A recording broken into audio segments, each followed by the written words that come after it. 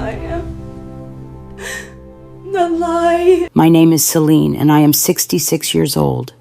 What I'm about to tell you truly changed my life forever. The funeral for my husband Lowell was the quietest day of my existence. There beside his grave, I received a message from an unknown number that sent a cold chill through me. I am alive. That is not me in the casket. I replied, my hands trembling so hard I could barely type. Who are you? The response took my breath away. I cannot say. They are watching. Do not trust our sons. That moment tore my soul in two. My world crumbled when I saw Gareth and Beaumont, my own sons, standing by the casket with strangely calm expressions. Something was terribly wrong. Their tears seemed forced, their hugs as cold as ice. Before we go on, don't forget to subscribe and turn on the notification bell. We bring you new stories every day. Hit like and let us know what city you're watching from in the comments. For 42 years, Lowell had been my partner, my refuge, my reason for living. I met him when I was 24 in the small town of Spring Creek. We grew up on the same dusty back roads, sharing modest dreams. I cleaned houses to support my sick mother, while Lowell repaired bicycles in a small shop he had inherited from his father. We were poor, but we were deeply happy. We had something money could never buy, real love. I remember clearly the first time he spoke to me. It was a Tuesday morning. I was walking toward the market in my faded green dress and worn-out shoes. He stepped out of his shop with grease-stained hands and smiled at me with a shyness that made me fall in love with him instantly. Good morning, Celene, he said in a soft voice. Need me to check out your bike? I did not even own a bike, but I came up with an excuse just to talk to him. That conversation turned into dates under the big old oak tree in Town Square Park, then into promises of eternal love, and finally into a simple wedding full of hope. The first few years were hard. We lived in a 2-bedroom house with a tin roof. When it rained, we would set out pots all over the house to catch the leaks, but still we were happy. Lowell worked from sun up to sundown in his shop, and I sewed clothes for the women in town. When Gareth was born, I thought my heart would burst with happiness. He was a beautiful baby, with his father's big eyes and my smile. 2 years later, Beaumont arrived just as perfect. I raised them with all the love in the world, sacrificing my own needs for theirs. Lowell was a wonderful father. He would take them fishing in the river on Sundays, teach them to fix things with their hands, and tell them stories before bed. I fed them, dressed them, and comforted them when they cried. We were a close family, or so I believed. As they grew up, things started to change. Gareth, the oldest, was always ambitious. From a young age, he would ask why we lived so modestly, why we did not have a car like other families. Beaumont followed his lead in everything, as he always had. When Gareth turned 18, Lowell offered him a job at the shop, but he rejected it with contempt. I do not want to get my hands dirty like you, Dad. I am going to be someone important. Those words hurt Lowell deeply, though he never said it directly to me. I would see him sitting on the porch at night, staring at the stars with a look of sadness. His son had rejected not only his work, but his entire way of life. The years passed, and to my surprise, Gareth managed to make a name for himself in the business world. He got a job at a real estate company in the city. Beaumont followed soon after. They both started making money, far more than Lowell and I had ever seen. At first, I was so proud. My sons had achieved what we never could, escaping poverty and building a better life. But little by little, that joy turned into sadness. Visits became less frequent, and phone calls grew shorter. When they did come, They arrived in expensive cars, dressed in fancy suits, talking about investments and properties. They would look at us with a strange mix of pity and shame. "Mom," Gareth said to me during one of their sporadic visits, "you and Dad should move somewhere better. This house is falling apart." He was right, but that house held all our memories. It was where we had raised our sons, where we had shared thousands of meals, where we had grown old together. It was not fancy, but it was our home. Lowell, always wise, would tell me, "Celene money has changed our boys. We are not enough for them anymore." I resisted believing it. I kept justifying their absences, their brief calls, their broken promises. They are busy building their lives, I told myself. Someday, they will be the loving boys we raised again. But in my heart, I knew Lowell was right. We had lost our sons long before I lost my husband. I just did not know to what extent we had truly become strangers to them. The most drastic change came when Gareth married Verena, a woman from the city who never once hid her disdain for our simple lifestyle. The first time he brought her home, she arrived in high heels that sank into the dirt of our porch and an elegant red dress that looked more expensive than everything I had ever owned combined. "Nice to meet you," she said, with a forced smile, barely extending the tips of her fingers to greet me. Her eyes scanned our humble home with an expression I could not decipher, but that made me feel painfully small. During dinner, Verena barely touched the food I had prepared with so much love and care. She moved the meatloaf around on her plate and cut tiny pieces of chicken, but she ate almost nothing. Gareth seemed nervous, constantly apologizing for things he had never been ashamed of before. "Next time, we will take them out to a restaurant," he whispered to Verena, thinking I could not hear, but I heard him clearly. Every word pierced my heart like a knife. Beaumont, for his part, remained single, but adopted the same distant attitude as his brother. His visits were limited to special occasions, and even then, he always seemed to be in a hurry to leave. He was constantly on his phone, closing deals, even during our conversations. "Mom, I have to go," he would always say before it was really time. "I have an important meeting early tomorrow." Family Sundays became a distant memory. Christmases grew cold and overly formal. My sons would bring expensive gifts we did not need. They would stay for 2 or 3 hours and then leave with evident relief. Lowell and I grew old alone, comforting each other. He continued to work in his shop, though his hands no longer had the same strength as before. I continued with my sewing, but my eyes were not the same.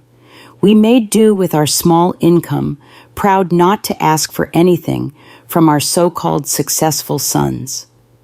"Do you know what the saddest part is, Celene?" Lowell said to me one night as we drank coffee on the porch. "It is not that they have money. It is that the money has made them believe we are not important anymore." He was right as always. My sons had not just changed financially. They had changed in their hearts. We were no longer their beloved parents. We were an uncomfortable reminder of a past they desperately wanted to forget. Things grew even worse when Gareth bought a house worth $200,000 in an exclusive neighborhood in the city. Beaumont did the same soon after investing in a luxury condominium that cost $150,000. Suddenly, our sons were owners of fortunes we could not even imagine. "You should sell this house and move into a retirement community," Verena suggested during one of her rare visits. "There are some very nice places for people your age. You would be more comfortable." The word community hit me like a slap, a retirement community. After 40 years of building our home, after raising these sons with so much love, they wanted to send us to a home. "We do not need a home," Lowell replied, with the dignity that always characterized him. "We are fine here in our house." But I saw the expression on Gareth and Beaumont's faces. They supported Verena's idea. To them, we were a burden, a problem to be solved in the most convenient way possible. It was then that the more direct suggestions began. Gareth arrived one day with papers in his hand, documents he had prepared without consulting us. "Dad, Mom, he said, with that fake smile he had perfected. "I have been thinking about your future. This house is worth at most $1,000. If you sell it, I can add some money so you can move somewhere better, a better place." To us, there was no place better than the home where we had been happy for decades, but Gareth did not understand that. For him, everything came down to numbers, to monetary value. "Besides," he continued, "I think Dad should retire from the shop. He is already 70 years old. It is time to rest." Lowell looked at him with infinite sadness. "Son, working is not a burden for me. It is what keeps me alive, what gives meaning to my days." "But you could get hurt," Beaumont insisted, backing up his brother as he always did. "At your age, an accident would be very dangerous." Their words sounded caring, but I sensed something more behind them, an impatience, an urgency I could not fully grasp. The following months were tense. My sons increased the pressure for us to sell the house. They even brought real estate agents without telling us beforehand. They had it appraised without our permission. They began to speak often about what would be best for everyone. "Look," Gareth said to us during one particularly uncomfortable dinner, "Verena and I have decided to have kids soon. We will need help with the expenses. If you sell the house and move to a smaller place, that money could be an early inheritance." An early inheritance. He was asking for our inheritance while we were still alive. The audacity of that request left me speechless. Lowell remained calm, but I saw his jaw tense with silent pain. "Son, when your mother and I die, everything we have will be yours. But while we are alive, our decisions are our own. Do not be stubborn." Beaumont cut in with a harshness I had never seen from him before. "You are old now. You cannot keep living in the past." That night, after they left Lowell and I stayed up talking until dawn. For the first time in our marriage, we discussed the possibility that our sons were not the people we thought we had raised. "Something is wrong, Celene," my husband said to me with a look of worry I had never seen in his eyes. "This is not just ambition or impatience. There is something darker behind all this pressure." I had no idea how profoundly correct his words were. I could not imagine that my own sons were planning something that would change our lives forever. I did not know that the tragedy that was coming would not be an accident of fate, but a conspiracy carefully orchestrated by the two people I trusted most in the world. The last normal conversation I had with Gareth was 3 weeks before Lowell's death. He came alone without Verena and looked more serious than usual. "Mom," he said, sitting at the kitchen table where he had eaten breakfast so many times as a boy, "I want you to know that no matter what happens, Beaumont and I will always take care of you." His words soothed me at the time, but now remembering them beside Lowell's grave, they send a shiver down my spine. Why did he say, "no matter what happens"? What did he know that I did not? The accident that changed everything happened on a Tuesday morning. Lowell had left early for the shop, as he had done every day for more than 40 years. I was in the kitchen preparing his favorite lunch meatloaf and mashed potatoes when the phone rang with an urgency that sent a chill through me. "Mrs. Marchand," a voice I did not know asked, "I am calling from Memorial Hospital. Your husband has been in a serious accident. You need to come immediately." The words blurred in my mind like ink spreading into water. The world seemed to stop. My legs turned to jelly, and I had to grab the doorframe to keep from falling. What happened? Is he okay? Is he alive? Is he in the intensive care unit? Ma'am, please come as soon as possible. The trip to the hospital was a hazy nightmare. My neighbor Mildred had to drive me because I was shaking so much I could not even hold the keys. The whole way there, my mind refused to process what was happening. Lowell was careful, meticulous in his work. How could this have happened? When we got to the hospital, Gareth and Beaumont were already there. That surprised me because no one had notified them yet, at least not me. But in my desperation, I did not pay attention to that detail. "Mom," Gareth said, hugging me with a force that seemed genuine. "Dad is in bad shape. The doctors say one of the machines at the shop exploded. He has severe burns and a traumatic brain injury."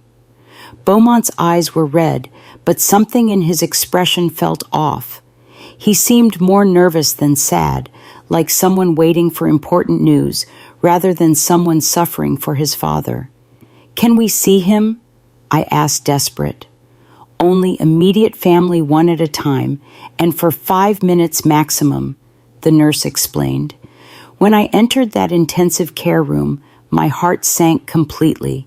Lowell was hooked up to a dozen machines with bandages covering most of his face and arms. I barely recognized him. His breathing was labored, artificial, kept going by machines that beeped constantly. I walked up to his bed and took his hand, the only part of his body that seemed intact. "Lowell, my love, I am here. Everything is going to be all right. You are going to recover, just like you always do." For a moment, I felt a slight squeeze in my hand. His eyes moved behind his closed lids. He was fighting. My warrior was fighting with all his strength to get back to me. The next 3 days were the longest of my life.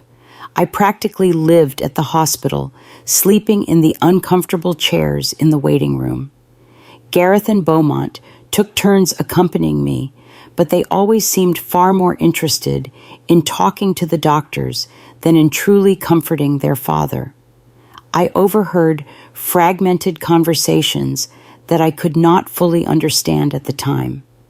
Beaumont asked about medical insurance, about the cost of treatment. Gareth was on the phone talking about life insurance policies and beneficiaries. "Mom," Gareth said to me on the second day, "we reviewed Dad's insurance. He has a life insurance policy for $50,000. There is also a workers' compensation policy that could cover up to $75,000 more." Why was he talking to me about money when Lowell was still fighting for his life? Why was he worried about insurance instead of his father's recovery? "I do not care about the money," I responded harshly. "I just want your dad to get better." "Of course, Mom," he said, but I saw something in his eyes that I did not like, a coldness like a calculator working while his father lay dying. On the third day, the doctors gave us the most devastating news of my life. Dr. Thorne, an older man with a compassionate expression, gathered us in a small office. "Mrs. Marchand," he began softly, "your husband's condition is critical. The burns have become infected, and the head trauma is more severe than we initially thought. We have to be realistic about his chances." "What does that mean?" I asked, though my heart already knew the answer. "It means we need to prepare for the worst. Your husband is in an induced coma. We could keep him alive indefinitely, but his quality of life, well, it is highly unlikely he will ever regain consciousness." My world fell apart around me. 42 years of marriage, an entire life built together, and now they were telling me it was all fading away like smoke. "We want to try everything," I said through sobs, "no matter the cost, no matter how long it takes." But Gareth exchanged a look with Beaumont that deeply unsettled me. "Mom," Gareth said in a voice that tried to sound understanding, "we have to be practical. Dad would not want to live like this. He always said he never wanted to be a burden on anyone." A burden. I exploded with a fury I did not know I had. "He is your father. He is not a burden. He is the man who raised you, who worked his whole life to give you the best he could." "We know, Mom," Beaumont chimed in, "but we also have to think about you. The medical bills are going to be enormous. They could wipe out all your savings." Again, money, always money. My husband was dying, and they were calculating costs.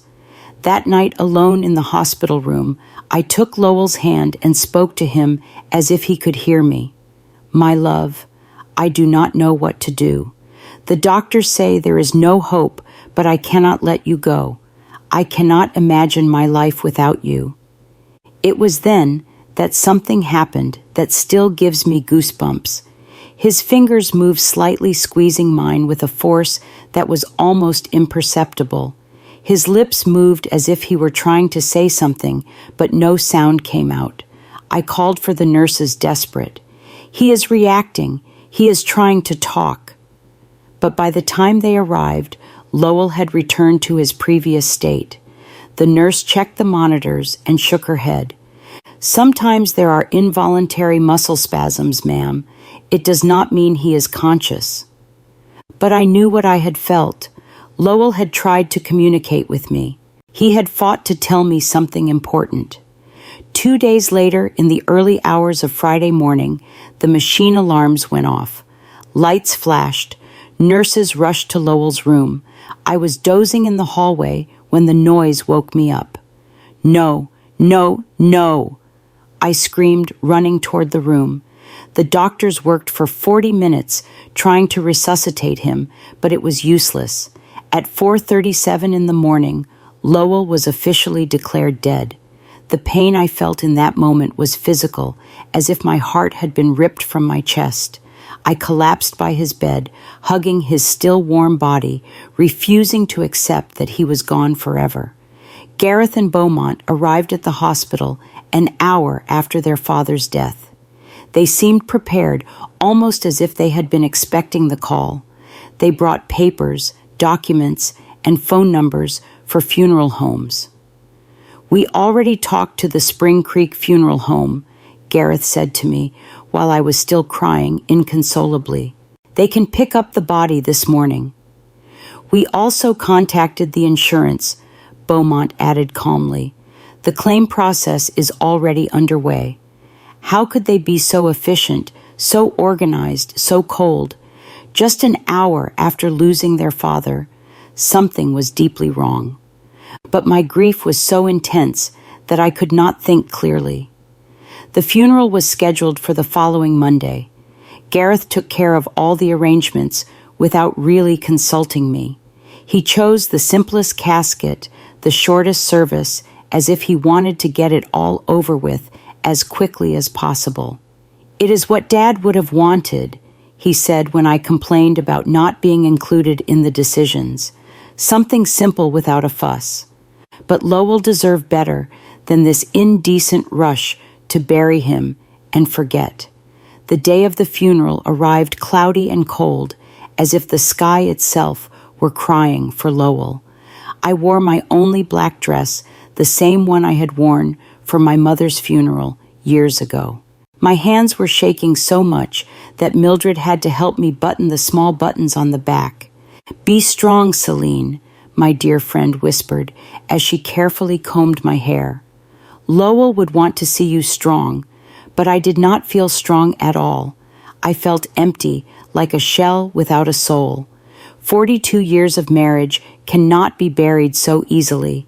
Every object in the house reminded me of him, his coffee mug on the table, his tools on the porch, his pillow that still held his scent. When we got to the cemetery, I was surprised by how few people had attended. If you were in my place, would you feel betrayed, heartbroken, or simply numb? Share your feelings in the comments, And if you have ever felt abandoned at the worst time, just type number 1 to let others know they are not alone. I expected to see more of Lowell's co-workers from the shop, more neighbors, more acquaintances, but it was only Gareth Beaumont, Verena Mildred, me, and the pastor. For a man who had lived 70 years in the same town and had helped so many people, the funeral seemed strangely empty. "Where are the guys from the shop?" I asked Gareth. "We did not want to bother anyone," he replied quickly. "Dad was a private person. He would have preferred something intimate." But that was not true. Lowell loved his community. He cared deeply about his neighbors. He would have wanted them to come say goodbye. Why had Gareth decided to make everything so secretive, so rushed?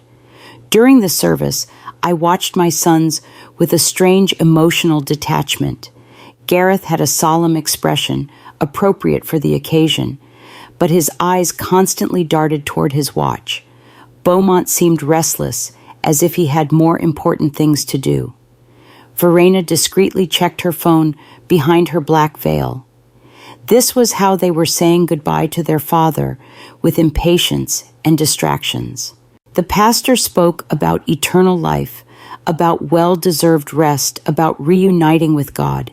His words felt hollow in my shattered heart. I did not want Lowell to rest in peace. I wanted him to come home with me, for us to keep growing old together, for us to keep drinking coffee on the porch every evening. When it was time to throw dirt on the casket, my legs refused to hold me up. Mildred had to support me as I sobbed uncontrollably. The sound of the dirt hitting the wood was final, conclusive, hopeless. It was at that exact moment, standing by my husband's grave, that my phone vibrated. A text message from an unknown number. "I am alive. That is not me in the casket." My heart stopped. The letters danced in front of my eyes as if I were hallucinating. I was losing my mind from the grief. With trembling hands, I replied, "Who are you?" The answer came immediately. "I cannot say. They are watching. Do not trust our sons." The phone fell from my hands as if it were burning. Mildred bent down to pick it up, but I stopped her abruptly.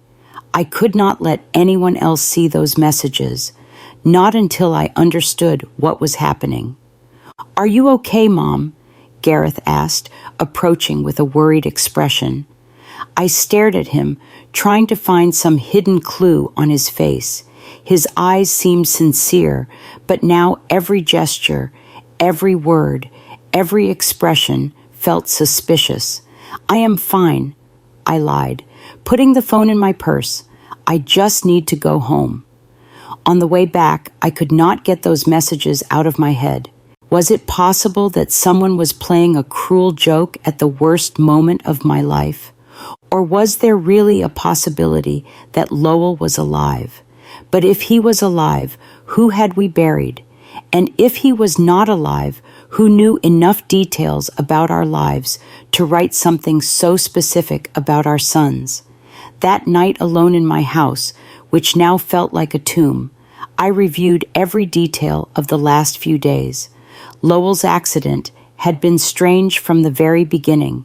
According to Gareth, a machine had exploded in the shop, but Lowell knew every screw and wire in that place. He was meticulous about maintenance, obsessive about safety. Plus, how had my sons gotten to the hospital so quickly if no one had notified them? The hospital had called me first. I was the emergency contact. How did they know about the accident before I did? And then there was the money.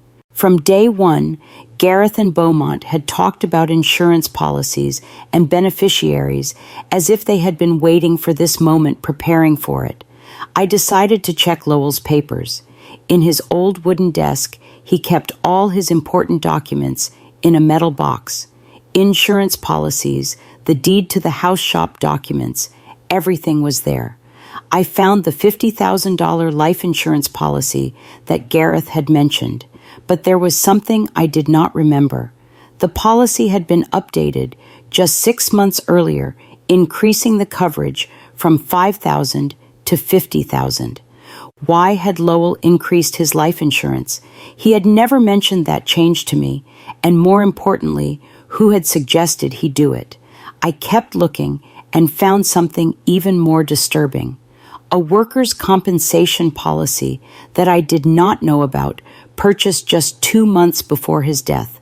$5,000 in case of accidental death on the job. $15,000 in total. A fortune for a family like ours, but also a fortune tempting enough for someone without scruples, almost like the kinds of dark plots you only read in revenge stories. My phone vibrated again. Another message from the same unknown number. Check the bank account. See who's been moving money.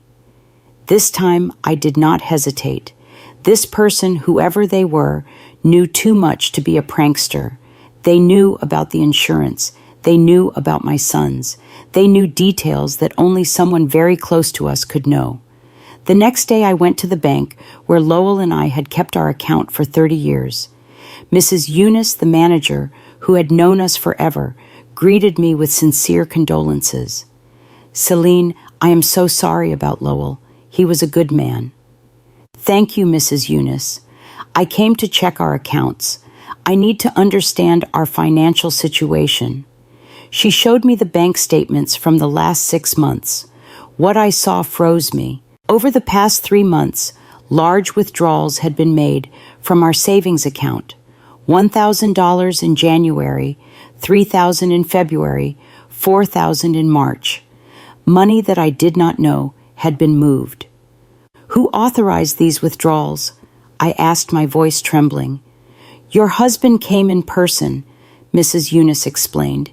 "He said he needed the money for repairs at the shop." But I kept the household accounts. I knew exactly how much money we had and what we spent. Lowell had never mentioned expensive repairs at the shop, and we definitely had never talked about withdrawing thousands of dollars from our savings. "Do you have the signatures for those withdrawals?" I asked. She showed me the receipts. Indeed, it looked like Lowell's signature, but something about the handwriting seemed off.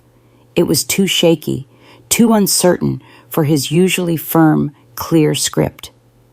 "Mrs. Eunice," I asked with my heart pounding, "did he come alone to make these withdrawals, or was someone with him?" She thought for a moment. "Now that you mention it, I think he came in with one of your sons once or twice. Gareth. I think he said he was helping his dad with the paperwork because Lowell had trouble reading documents without his glasses. Gareth, my son, had been involved in money withdrawals I did not know about, using his father's tired eyes as an excuse. But Lowell saw perfectly well with his glasses, which he never took off during the day. That afternoon, as I looked over the bank receipts again and again, I received another message. The insurance was their idea. They convinced Lowell he needed more protection for you.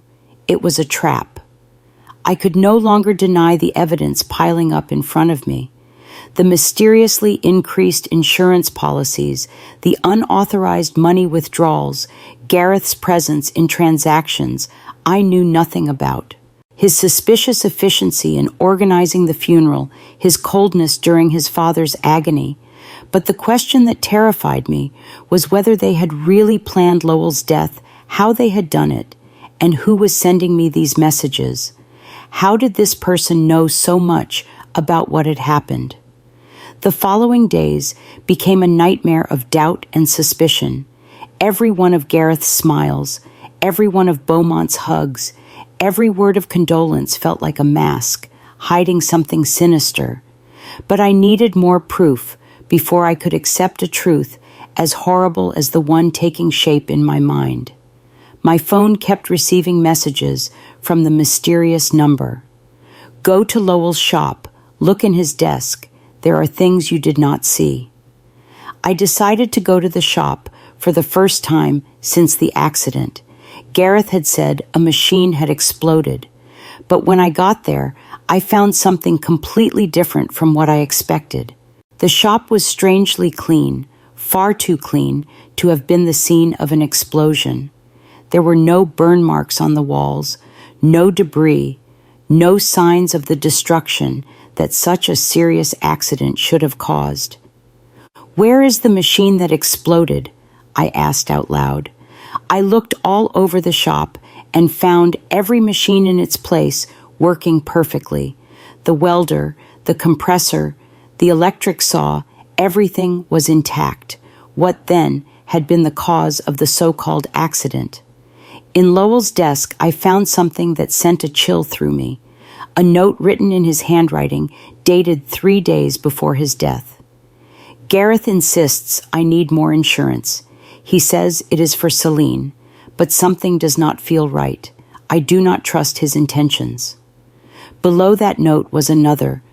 "Beaumont brought me some papers to sign. He says they are to modernize the shop, but I do not understand what it is about. Why all the hurry?" My husband had had suspicions. He had intuited the evil intentions of our sons, but he had died before he could tell me. I kept searching and found an envelope sealed with my name on it. I opened it with trembling hands. It was a letter from Lowell. "My dearest Celene, if you are reading this, it means something has happened to me. In recent months, I had noticed strange and unsettling changes in Gareth and Beaumont. They were far too interested in our money, in the insurance, in us selling the house. Verena was clearly putting a lot of pressure on them as well. Yesterday, Gareth told me I should be more concerned about my safety, because at my age, any accident could be fatal. I do not know why, but those words sounded more like a threat than simple advice. I love you, Celene. If something happens to me, do not trust anyone blindly, not even our sons." The letter fell from my hands. Lowell had sensed his own death. He had seen the signs that I, blinded by maternal love, had ignored. That night, Gareth came to visit me. He arrived with a bottle of wine and a smile that now seemed completely fake. "Mom, I have been thinking about your future," he said, pouring himself a glass without even asking if I wanted one. "The insurance money, it is already in process. It will be $15,000. "How do you know the exact amount?" I asked, feigning innocence. "Well, I helped Dad with the insurance paperwork. He wanted to make sure you had enough money to live comfortably." A lie. Lowell had never wanted to increase the insurance. According to his own note, he had been pressured by Gareth. "And what do you think I should do with that money?" I asked carefully, watching his reaction. His eyes lit up with a glint that gave me a chill. "You could buy a smaller, cozier house, or even better, move into a nice retirement community where you would have company and medical care. Beaumont and I could manage your money to make it go further."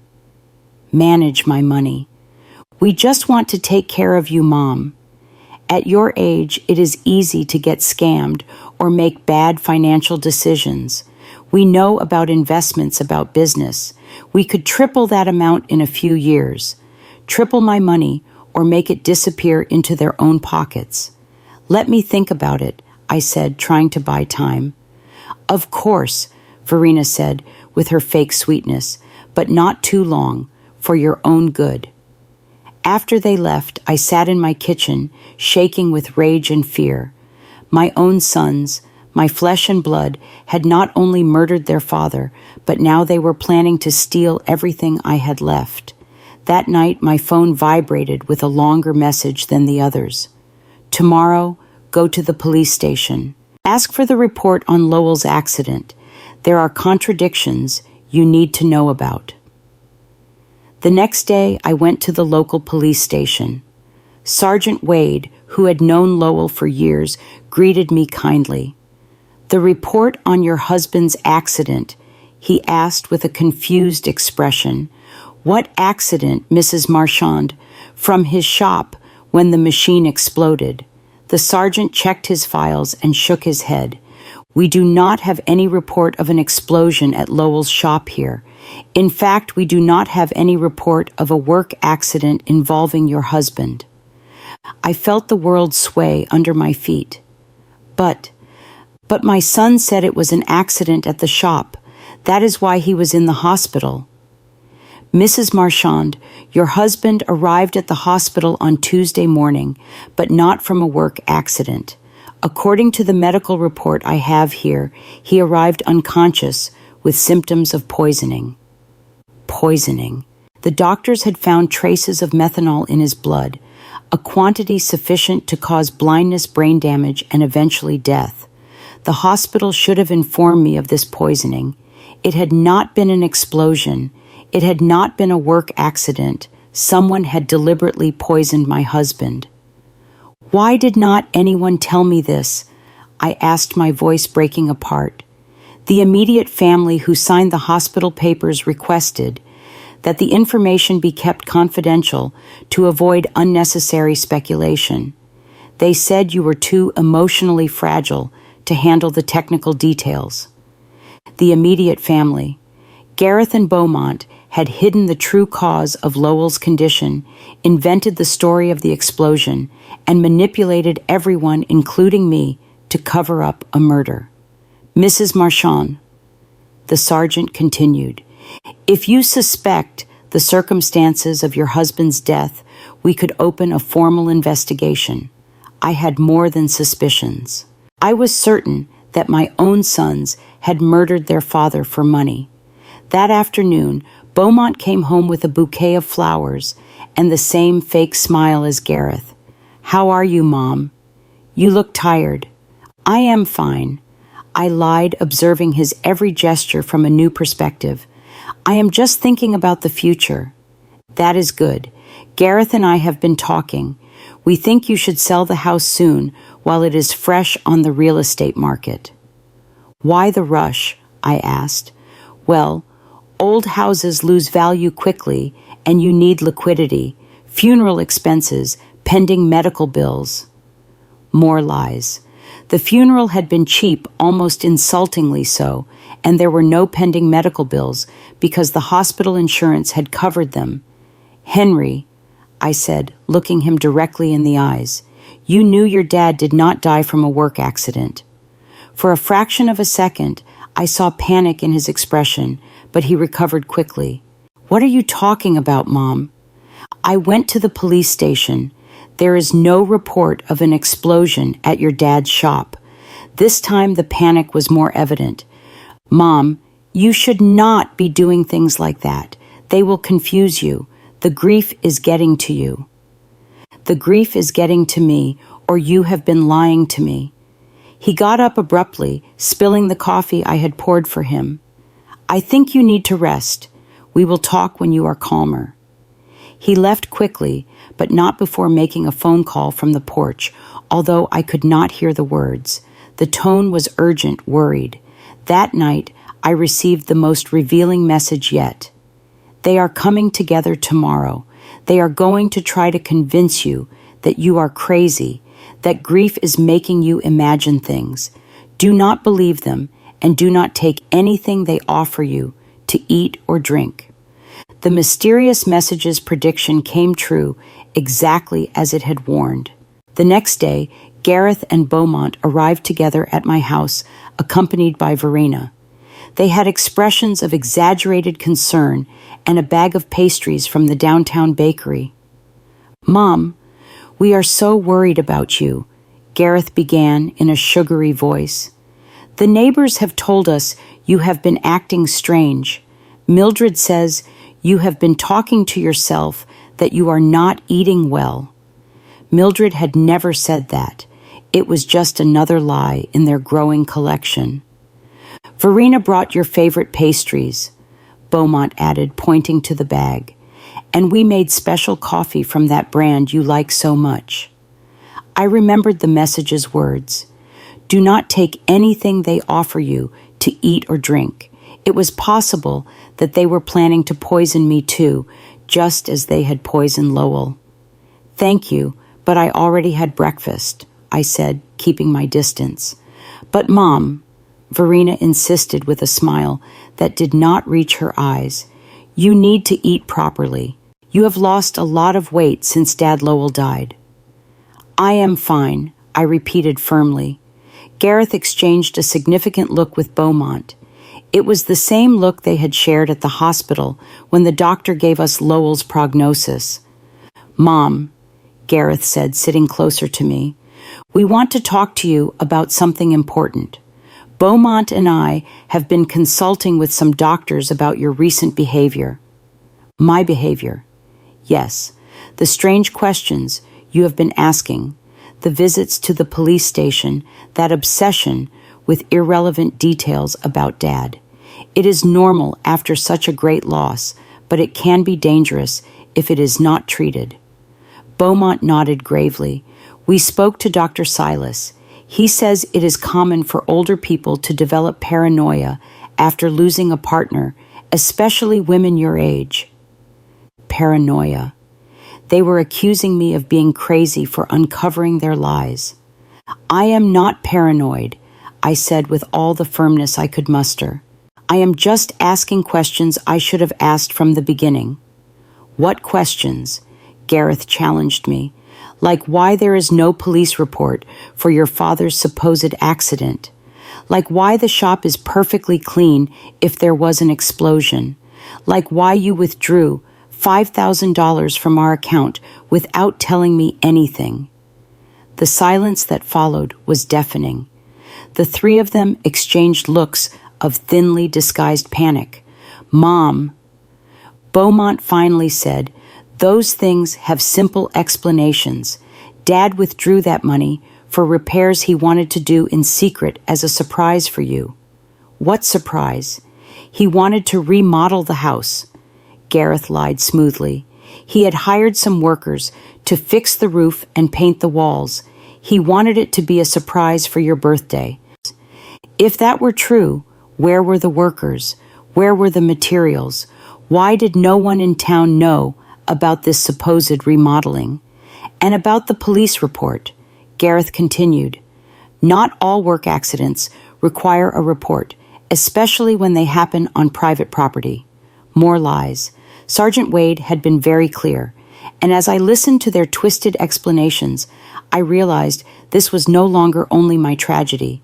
It was the kind of nightmare that belonged in a revenge audio story, one where truth claws its way out, no matter how hard they try to bury it. Any work accident with serious injuries requires an official report. Mom, Verena intervened with a sweet but condescending voice. We just want to take care of you. That is why we thought it would be best if you moved to a place with specialized medical attention. A specialized care home, Gareth corrected, for people who are going through complicated grief. They have psychologists, nurses, activities to keep you busy. And in the meantime, Beaumont added, we can take care of selling the house, managing the insurance money, all those complicated things you should not have to handle in your current state. There it was, the complete plan. Declare me mentally incompetent, put me in a home, and take control of all my money. First they had murdered Lowell for the insurance money, and now they wanted to steal from me too. And what if I refuse? I asked them. Why would you refuse? Gareth asked, with a smile that sent a chill through me. We just want what is best for you. Because this is my house. This is where I built my life with Lowell. This is where I raised you. Mom, Beaumont said with an exaggerated sigh, you cannot live in the past forever. Dad is gone. You have to accept it and move on. I have accepted it, I answered, but that does not mean I am going to give away my life and my money. The mask of concern began to crack on my sons' faces. Gareth got up abruptly. All right, if you will not listen to reason, we will have to take more drastic measures. What does that mean? It means we can start a legal process to have you declared mentally incompetent. We have witnesses to your erratic behavior. We have testimony from doctors who confirm you are suffering from senile paranoia. Doctors. What doctors? I have not spoken to any doctors about my mental state. Dr. Silas already signed a preliminary report, Beaumont added. He says that based on our descriptions of your behavior, it is likely you need specialized care. A doctor who had never examined me had signed a report about my mental state based only on what my sons had told him. How much had it cost them to buy that false evaluation? So you can cooperate voluntarily, Gareth continued, or we can do it legally, but either way, you are going to get the help you need. It was a direct threat. If I did not hand over my money voluntarily, they would use the legal system to steal it from me. I need time to think about it. I told them, trying to buy time. Of course, Verena said, with her false sweetness, but not too much time for your own good. After they left, I sat in my kitchen trembling with rage and fear. My own sons, the blood of my blood, had not only murdered their father, but now they were planning to steal everything I had left. That night, my phone vibrated with a message longer than the others. Celene, this is Emery Blackstone, a private investigator. Lowell hired me 3 weeks before he died because he was suspicious of Gareth and Beaumont. They poisoned him with methanol mixed in his breakfast coffee. I have audio evidence of their conversations planning everything. Tomorrow at 3 o'clock in the afternoon, go to the corner cafe, sit at the back table. I will be there. At last, I would know who had been sending me those messages, and more importantly, I would have the proof I needed to get justice for my husband's death. But I also knew I did not have much time. Gareth and Beaumont had shown their hand. If I did not act fast, I would end up locked in a home while they spent the money that had cost Lowell his life. The war had begun. And even if I was a 66-year-old woman against two ruthless men, I had something they did not, the truth. And the truth, sooner or later, always finds a way to come out. That night, for the first time since Lowell's death, I smiled because I knew my husband had not died in vain. His caution, his instinct, his decision to hire a private investigator was going to allow me to get justice. Gareth and Beaumont had seriously underestimated their mother. They were about to discover that a woman fighting for the memory of her murdered husband is a force more powerful than all their greed combined. The next day arrived filled with nervousness and anticipation. I dressed carefully, choosing my most serious purple dress, the one I always wore for important occasions. If I was going to meet the man who could give me the answers I so desperately needed, I wanted to be prepared for any revelation. At 2:30 in the afternoon, I walked toward the corner cafe with determined but cautious steps. Every shadow seemed suspicious. Every person on the street could be a spy sent by my sons. The paranoia they had accused me of having was in a way starting to feel justified. The cafe was moderately full. I went straight to the back table as I had been instructed. I ordered a chamomile tea and weighted my hands trembling slightly on the worn wooden surface of the table. Exactly at 3 on the dot, a man in his 50s approached my table. He was tall and gray-haired, with intelligent eyes and a serious yet kind expression. He carried a brown folder under his arm. "Mrs. Marchand," he asked in a low voice. I nodded, not yet trusting my own voice. "I am Emery Blackstone. I am so sorry for your loss. Lowell was a good man." He sat down across from me and placed the folder on the table. "Before I show you what I have, I need you to know that what you are about to hear and see is going to be very painful. Are you ready?" "I have been getting ready since I received your first message." I replied with a firmness I did not know I had. Emery opened the folder and took out a small voice recorder. Lowell came to see me a month ago. He was worried about his son's behavior. He hired me to investigate them discreetly. He pressed the play button. Lowell's voice, so familiar and dear, filled the small space between us. Emery, I need you to know that if something happens to me, it will not be an accident. Gareth and Beaumont have been pressuring me to increase my life insurance. Yesterday, Gareth brought me papers he said were to better protect Celene, but when I read them, I realized there were also clauses that directly benefited them. My heart sped up. Hearing Lowell's voice was like having him back for a few minutes, but his words confirmed my worst suspicions. The recording continued. Beaumont has been asking strange questions about my daily routine, what I eat for breakfast, what time I leave the house if Celene comes to the shop with me. He says it is out of concern, but something about the way he asks worries me. Emery paused the recording. This conversation was 3 weeks before his death, but I have something more recent. He played another recording this time with Gareth's voice in the background, talking on the phone. No, we cannot wait any longer. The old man is starting to get suspicious. Yesterday, he asked me why I was so interested in his insurance. Yes, I already have the methanol. It works perfectly because the symptoms look like a heart attack or a stroke.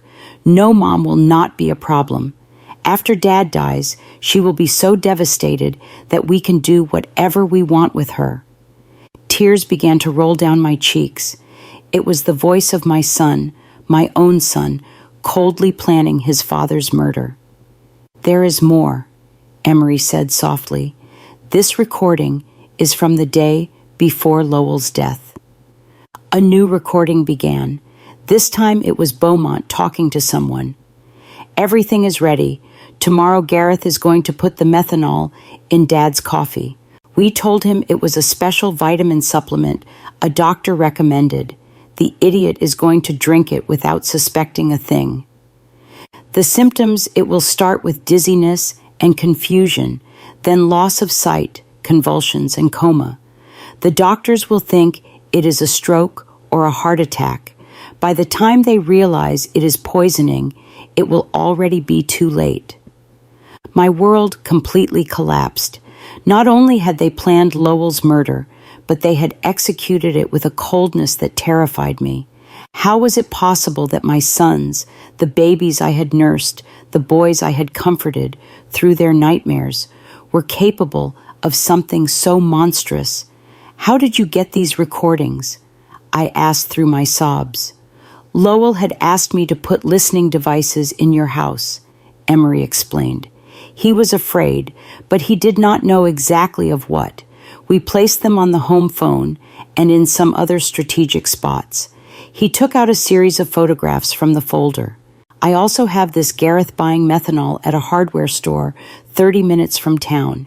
He paid with cash and used a fake name, but I have it on video.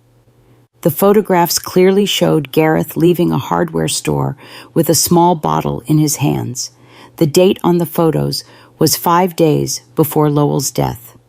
And this, Emery continued showing me more documents. These are Gareth and Beaumont's financial records from the last 6 months. They have been spending a lot more money than their incomes justify. Gareth owes $70,000 to a lender in the city. Beaumont has gambling debts for $40,000. They were desperate. It all started to make sense. It was not just greed that had motivated Lowell's murder. It was financial desperation. My sons were ruined and saw their father as a source of easy, fast money. Why did you not go to the police immediately after Lowell's death? I asked him. Because Gareth and Beaumont are very smart. They bribed the doctor who attended to Lowell at the hospital to change the official diagnosis. Instead of poisoning the death certificate, says heart failure due to complications from a work accident.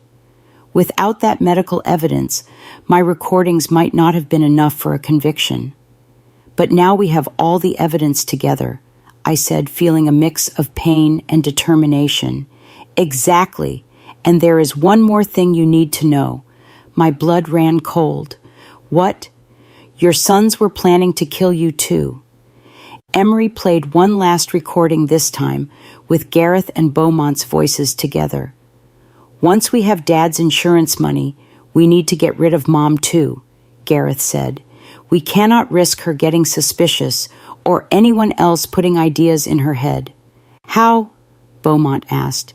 The same as with Dad, but this time we can make it look like a suicide from depression. A widow who cannot live without her husband. Nobody would question it. And since the money makes us her only heirs, everything would be ours. The house, the savings, the insurance money, almost $200,000 in total. The recording stopped. I was shaking uncontrollably. My sons had not only murdered their father, but they were planning to murder me as well, all for money. Mrs. Marchand, Emery said gently, I know this is devastating, but we have enough evidence to make them pay for what they did. What do we do now? I asked, wiping my tears. First, we need to go to the police with all this evidence. Sergeant Wade is an honest man. He is not involved in the corruption. Second, we need to act fast. Your sons are planning to have you declared mentally incompetent tomorrow. If they succeed, it will be much harder to proceed legally. Tomorrow, I whispered. Yes, I intercepted a phone conversation this morning. They are meeting with Judge Noland at 10 o'clock in the morning to start the mental incapacitation process. I got up from the table with a determination I had not felt in weeks.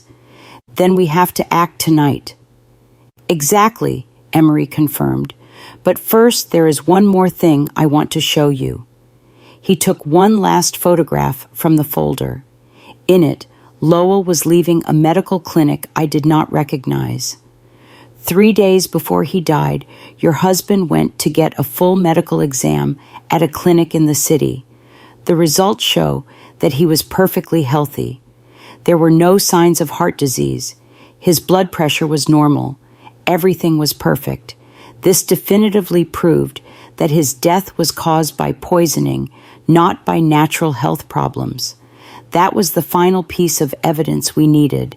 Lowell had been a healthy man murdered by his own sons. Emery, I said, taking his hand, thank you for keeping your promise to my husband. Now let us get justice. That same night, Emery and I went directly to the police station. Sergeant Wade was working the night shift that week, which was perfect for our purposes. When we arrived, it was 8 o'clock in the evening, and the station was relatively quiet.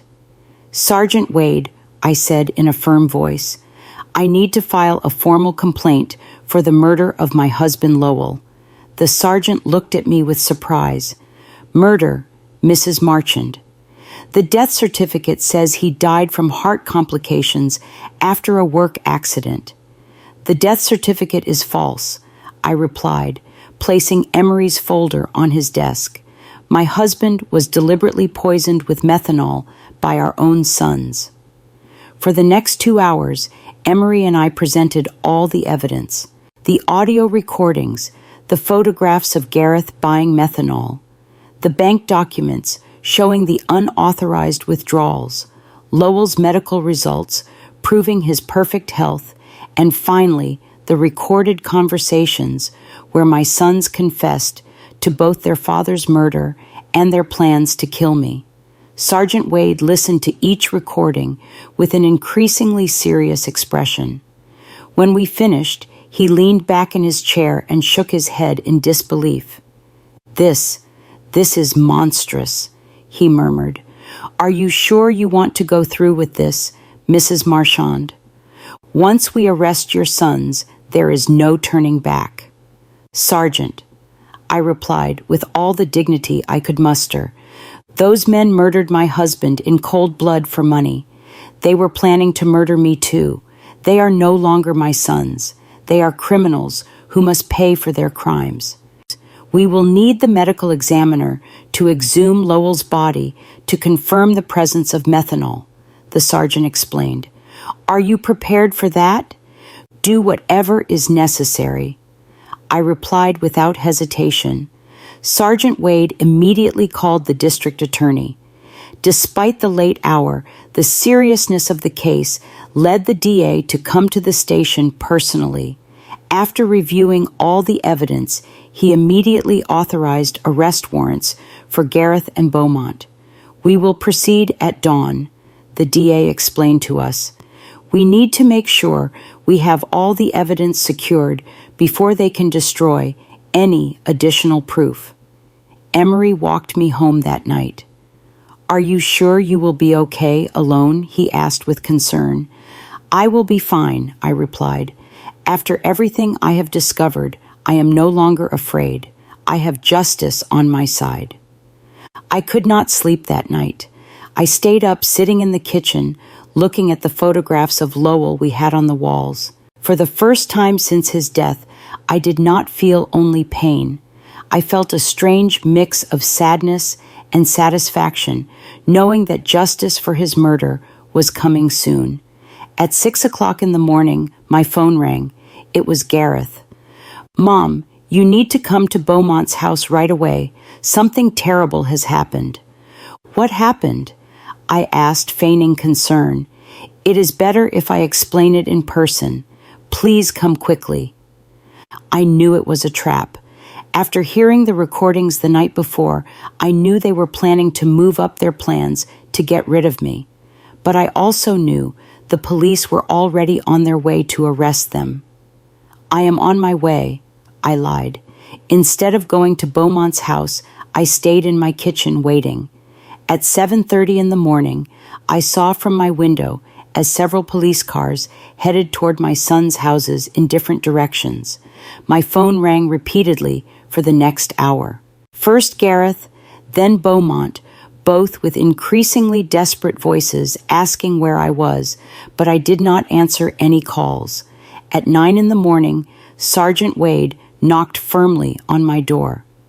Mrs. Marchand, we have arrested Gareth and Beaumont. They are in police custody, charged with first-degree murder and conspiracy to commit murder. I felt my legs tremble, but this time it was not from fear. It was from relief. How did they react? I asked. Gareth denied everything at first, but when we played the recordings for him, he collapsed. Beaumont tried to escape through the back window of his house. We had to chase him for 6 full blocks. That same afternoon, Verena came to see me. She arrived sobbing, pleading, completely different from the cold, calculating woman I had known. Mrs. Marchand, please, you have to drop the charges against Gareth. He is not bad. He was just desperate because of his debts. This is my fault too. I pressured him a lot to find money. I looked at her without a trace of compassion. Verena, your husband poisoned my husband. He was planning to murder me too. There is no explanation or justification for that. But we are family, she screamed in desperation. Think about what this is going to do to the family. The family died the day you decided to kill Lowell for money, I replied coldly. Now please leave my house. 3 days later, the exhumation of Lowell's body was carried out. The lab results confirmed exactly what Emery had discovered. Lethal levels of methanol in his system, enough to cause all the symptoms he had experienced before his death. The case became a sensation throughout the town. No one could believe that 2 sons had murdered their own father for money. The local newspapers called it the cruelest crime of the decade. Over the following weeks, more details came to light during the investigation. Gareth really owed $70,000 to illegal lenders who had started threatening him with violence. Beaumont had lost $50,000 in underground gambling dens and was also facing threats. They had seen Lowell's life insurance money as their only salvation.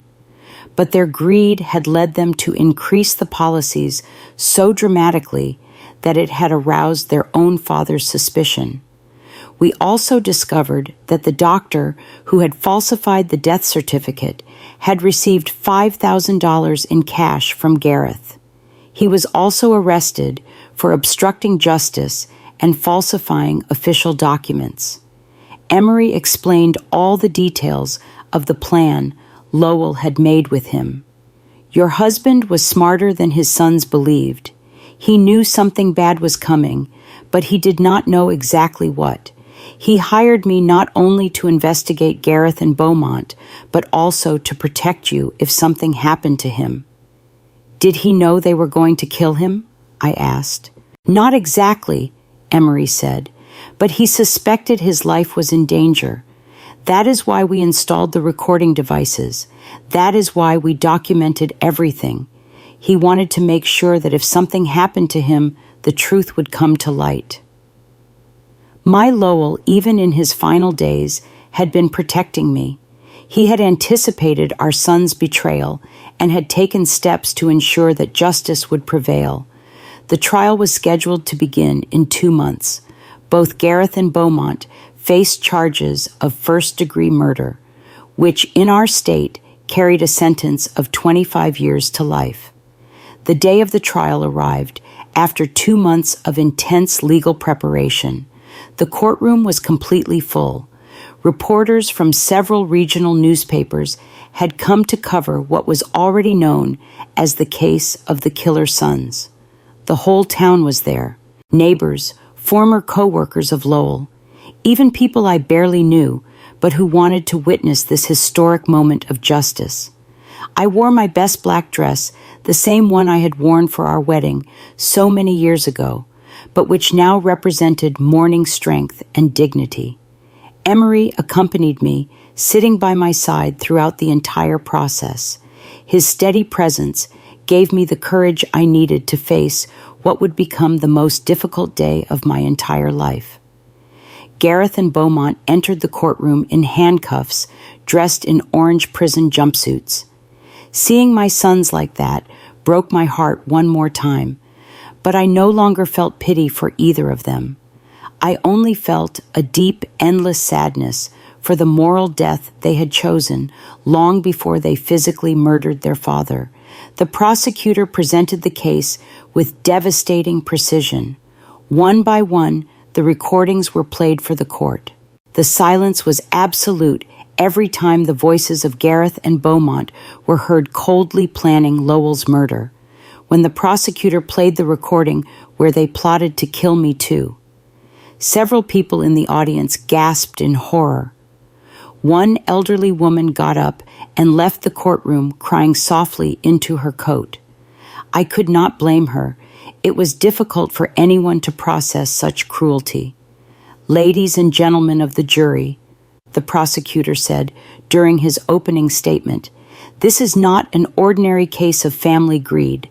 This is a case of cold and calculated premeditation, where 2 men decided to murder the father who had raised them with love and sacrifice simply because they needed money to pay off their gambling debts and irresponsible loans. Gareth and Beaumont's lawyers tried to present a defense based on desperate circumstances and external influences, but the evidence was overwhelming and damning. The recordings did not lie. The bank documents did not lie. The forensic proof of methanol in Lowell's body did not lie.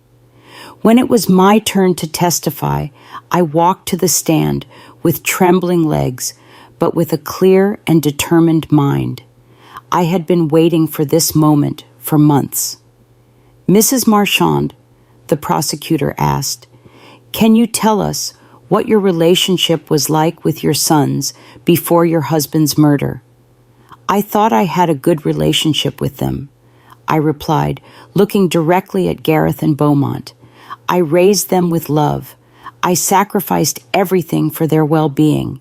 Their father worked from sun up to sundown to give them the very best we could. I never imagined that love and sacrifice would become the reason for his murder. At any point did you suspect they could harm your husband? No, that is the most painful part of all this. I trusted them completely. When they told me Lowell had an accident at his shop, I believed them.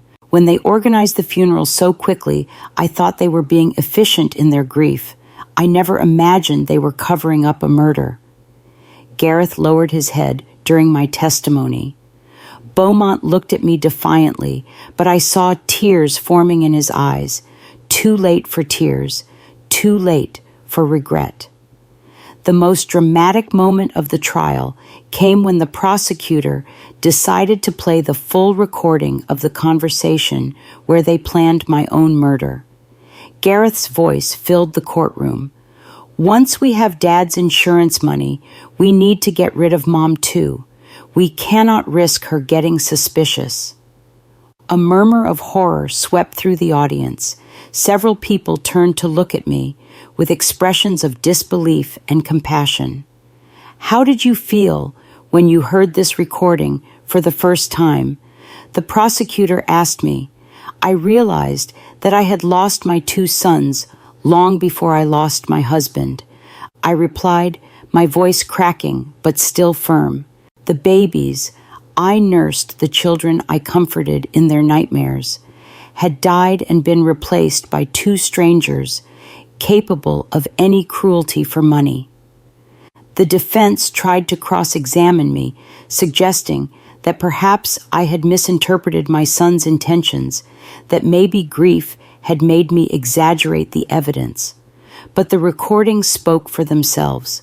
Emery also testified, explaining in full detail how Lowell had hired him because he was afraid of his own sons.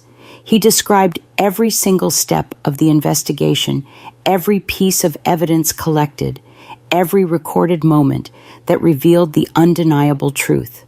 The medical examiner presented the results of the exhumation, confirming the lethal presence of methanol in Lowell's body. He explained clearly how this poison acts, slowly causing exactly the symptoms my husband had suffered before he died. After 3 days of devastating testimony, the closing arguments finally arrived. The prosecutor was crushing in his delivery. Gareth and Beaumont are not victims of circumstances. They are predators who saw their own parents as financial obstacles that had to be eliminated. They planned, executed, and covered up Lowell's murder, and they were planning to do the same to Celene. They do not deserve compassion. They deserve justice. The jury deliberated for 6 long hours. When they returned, the silence in the courtroom was absolute. I could hear the beating of my own heart as the judge read the verdict. In the case of the state versus Gareth Marchand and Beaumont Marchand on the charge of first-degree murder of Lowell Marchand, we find the defendants guilty. The courtroom erupted in murmurs and exclamations.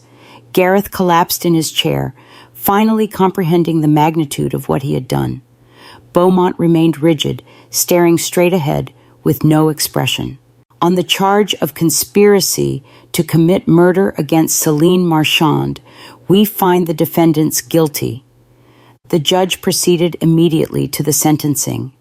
For the premeditated murder of your father and the conspiracy to murder your mother, Gareth Marchand and Beaumont Marchand, I sentence you to life in prison without the possibility of parole for 30 years.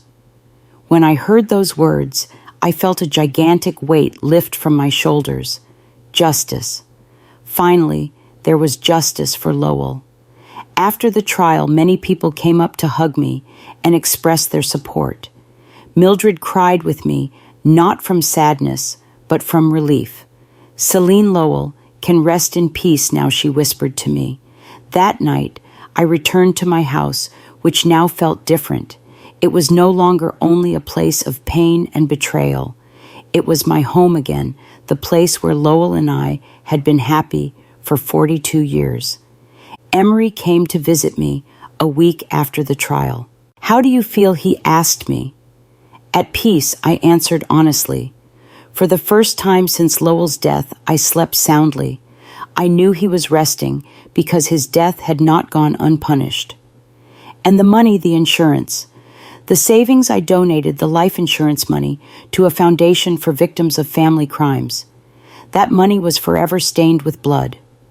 I could never have used it for myself.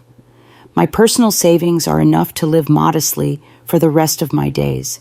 6 months after the trial, I received a letter in prison mail. It was from Gareth. "Mom, I know I do not deserve your forgiveness, but I need you to know that I regret everything. The money, the debts, the desperation, they blinded us. We lost all humanity. Beaumont and I destroyed the most loving family in the world for $50,000 that we did not even get to enjoy. Tomorrow I will commit suicide in my cell. I cannot live with what we did. Take care, Mom. Tell Dad we are sorry we were such bad sons." I did not arrive in time to prevent his suicide. Gareth was found hanging in his cell the next day. Beaumont, upon learning of his brother's death, suffered a complete nervous breakdown and was transferred to the prison psychiatric hospital. Today, 2 years after the trial, I live peacefully in my small house.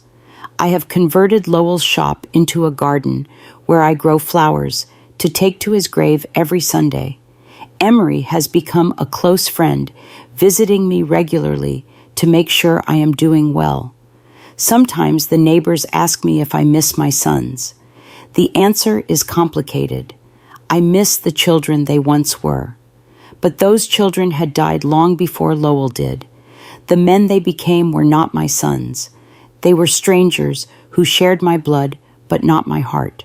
I have learned that true family is not defined by blood, but by love, loyalty, and mutual respect. Lowell was my true family for 42 years. The friends who supported me during the long trial are my family now. Justice did not bring Lowell back, but it gave me peace. And on quiet nights, when I sit on the porch where we so often drank coffee together, I swear I can feel his presence, proud of me for being strong enough to do the right thing, even when it meant losing my sons forever. 5 years have passed since that terrible day in the cemetery when I received the very first message that changed my life forever. Today, I am 71 years old, and my completely white hair reflects all the storms I have faced and overcome. But my eyes, my dear friend Mildred, tells me, shine with a peace they never had before. The house where Lowell and I built our dreams is still my refuge. I have made some improvements with the money I had saved. I painted the walls a soft yellow, Lowell's favorite color, and I turned his old shop into the most beautiful garden in the neighborhood. Red roses, white carnations, sunflowers that always seek the sun, just as he taught me to do during our most difficult years. Emery became more than just the investigator who helped me get justice. He became my chosen family. He comes to visit me every Wednesday afternoon, and we drink coffee on the porch while he tells me stories about his other cases. He sometimes asks me if I regret reporting my own sons, if it would not have been easier to keep the secret and live with the lie. Never, I always answer him. The truth hurts, but lies kill the soul. The foundation I established with the life insurance money has become something far bigger than I ever imagined. The Lowell Martian Foundation for Victims of Family Crimes now helps dozens of families every single year who have gone through tragedies similar to mine. We have psychologists, lawyers, and private investigators all working together so that no other family has to suffer in silence what I suffered. 6 months ago, a 40-year-old woman came to see me. Her name was Celene, and she suspected her brother had murdered their mother for the inheritance. Her story was painfully similar to mine. Greedy relatives, pressure to sell properties, strange behavior after the death. The foundation provided her with a private investigator, free legal advice, and psychological support throughout the process. When her brother was convicted of murder 3 months later, Celene came to hug me crying. "Mrs. Marchand, you saved my life. If you had not had the courage to report your own sons, I never would have had the courage to report mine." Those are the moments that remind me why all the pain I went through was worth it. Beaumont is still alive, though he is no longer the same man I once knew. After Gareth's suicide, his mind completely broke. The doctors say he lives in a constant state of guilt and paranoia, believing that Lowell comes to visit him every night to scold him for the murder.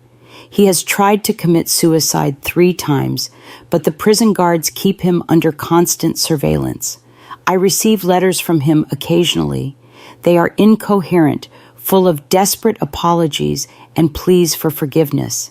At first, I read them searching for some trace of the son I raised with so much love. But then I realized that reading those letters only reopened wounds that had already healed. Now I keep them unopened in a shoebox. Maybe someday I will read them. Maybe not. I have the right to protect my peace of mind. Verena disappeared from town immediately after the trial. Someone told me she moved to the city and changed her name. I do not blame her. Carrying the last name of a murderer must not be easy. Sometimes I wonder if she knew what Gareth was planning, if she was a silent accomplice to Lowell's murder. But those questions belong to the past, and I have finally learned to live in the present. The town of Spring Creek will never forget the case. It has become a local legend, a cautionary story that parents tell their children as a warning about greed and betrayal. Some see me as a hero, others as a cruel woman who sent her own sons to prison. I do not care what they think. I know the truth, and the truth has given me the peace I needed all along. My health remains surprisingly good for my age. The doctor says it is because I was finally able to free myself from the stress and sadness I was carrying for so many years. The body heals when the heart finds peace, he explained during my last checkup. Sunday mornings are my favorite. I cut fresh flowers from my garden and walk to the cemetery to visit Lowell's grave. His headstone now has an inscription that I had engraved after the trial: Lowell, Martian beloved husband, betrayed father, honorable man. His love was stronger than his death. I tell him everything that has happened during the week. I talk to him about the foundation, about the families we have helped, about the thank you letters I received from people who found justice thanks to our story. I swear I can feel his approval in the wind that moves the leaves of the nearby trees. "Do you know what is strangest, my love?" I said during my last visit. "I no longer feel pain when I think of Gareth and Beaumont. I only feel pity. Pity because they had all the love in the world and they chose hate. They had a family that adored them and they chose betrayal. They had the opportunity to be honorable men like you, and they chose instead to be murderers." Last week, a reporter from the city came to interview me for a documentary about family crimes. She asked me if there was anything I wanted to say to other people who might be going through similar situations. "Family is not an excuse for crime," I replied firmly. "Love is not blind. Love with boundaries is true love. If someone who says they love you is capable of harming you for money or convenience, that person does not really love you. And it is never ever too late to seek justice, no matter who the culprit is." This year, on the 5th anniversary of Lowell's death, I organized a special ceremony in his memory. More than 200 people came, neighbors, members of the foundation families. We have helped in local authorities. It was beautiful to see how his death, which began as a tragedy, had been transformed into a force for good in so many lives. Emery gave an emotional speech. Lowell Marchand died because of his son's greed, but his legacy lives on in every family that finds justice thanks to his wife's courage. Evil tried to destroy his story, but good turned it into hope for others. At night, before I go to sleep, I sometimes take out the old photographs from when Gareth and Beaumont were children. I see them playing in the yard, hugging their father, laughing with me on past Christmases. I allow myself to cry for those innocent children who once existed before greed completely corrupted them. But I no longer cry for the men they became. Those men chose their destiny, and I have accepted that truth with the weight it deserves. My story ended up being larger than my personal tragedy. It has become a symbol that justice is possible, even when it comes from the most unexpected sources, and even when the fight feels impossibly lonely. A 66-year-old widow proved that truth is more powerful than lies, that true love is stronger than betrayal, and that it is never too late to do the right thing. Tomorrow is Wednesday, and Emery will come for coffee as always. I will make his favorite pastry and tell him about the thank you letters that arrived this week from families who found the courage to speak out. Afterward, we will work together in the garden, planting new flowers for spring. Life goes on, more simple, yet far more authentic than before. I have learned that true family is not about shared blood, but about shared values, loyalty, and a welcome that never turns into harm.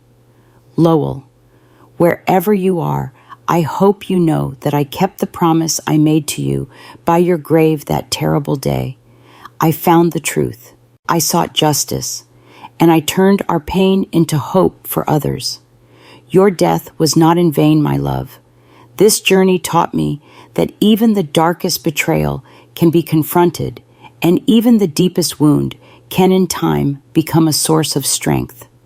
When I look back, I see not just the loss, but also the courage it demanded, and the lives that were touched by that courage. Sometimes I think of how my story might sound like one of those Reddit revenge stories people whisper about online, except this was real raw, and it cost me everything.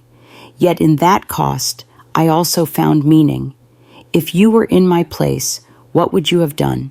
Would you have stayed silent to protect appearances, or would you have risked everything for the truth? Share your thoughts, your own experiences, or even your struggles in the comments. I truly want to listen and learn from you. Please remember to like this video, share it with someone who might need to hear it, and subscribe to the channel. Turn on the notification bell so you never miss the stories we bring to life. On the screen, you will see a video that I am deeply proud of. I invite you to watch it next. Thank you so much for your continued support, for walking beside me through these stories of lost strength and redemption. I will see you again in the next story.